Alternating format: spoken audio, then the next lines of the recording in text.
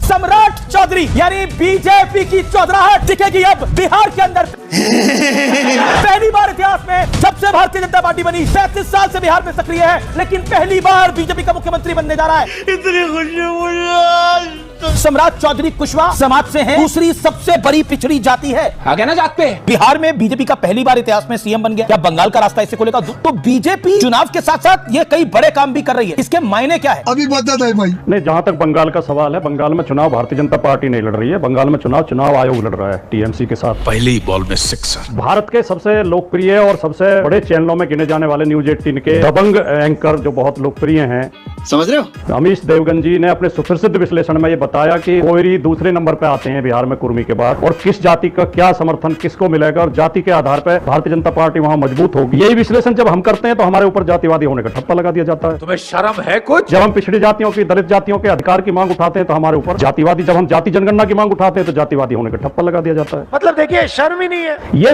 Bharatiya Janata party की जीत नहीं है। भारतीय जनता पार्टी का मुख्यमंत्री बना भी है तो पिछले दरवाजे से बना है, चोर खिड़की से बना, चुन के नहीं आया है। सही पकड़े हैं। ये तो नीतीश कुमार जी को पता नहीं कैसे कैसे ब्लैकमेल करके, बहका के, गुमराह करके, उनसे रिजाइन करके उनको सेंटर में ले आए। ये तो धोती खोल रहा है। बहुत ज्यादा खुश होने की या बहुत ज्यादा गर्व करने की बात नहीं नीतीश है। कुमार माला पहना रहे थे। ये पूरा का पूरा डिसीजन आदरणीय नीतीश कुमार जी के आशीर्वाद से हुआ। चेहरा तो दिखाया गया नीतीश कुमार का, और कुछ गृह मंत्री ने बोला और बाकी बीजेपी के वरिष्ठ नेताओं ने बोला कि 25 से 30 और पोस्टर लगे 25 से 30 नीतीश, लेकिन अब उसमें बदलाव आ गया। तो सवाल इसलिए भी खड़ा हो रहा है, तब क्यों बोला गया 25 से 30 नीतीश? Good question. परिवार में जो बड़ा होता है ना, जब वो गद्दी सौंप देता है तो ऐसा नहीं है कि वो निष्क्रिय हो जाता है। अच्छा, परिवार में जो बड़ा होता है, जब वो गद्दी सौंपता है तो भी वो मार्गदर्शन करता रहता है। अगर नीतीश कुमार जी सौंप रहे हैं विरासत तो अपनी पार्टी को सौंपेंगे, दूसरी पार्टी को मुख्यमंत्री का पद कैसे सौंप देंगे नीतीश कुमार जी? तेजस्वी यादव ने चुनाव के दौरान ही ये भविष्यवाणी कर दी थी कि नीतीश चाचा को बीच में हटाया जाएगा। आज तेजस्वी यादव सही सिद्ध हुए। भारतीय जनता पार्टी ने दावा किया था कि नीतीश जी 5 साल पूरे करेंगे, लेकिन राजपाल भाटी जी, ऐसा भी कभी नहीं होता, शायद किसी दल ने ऐसा नहीं करा हो, ज्यादा सीटें आने के बावजूद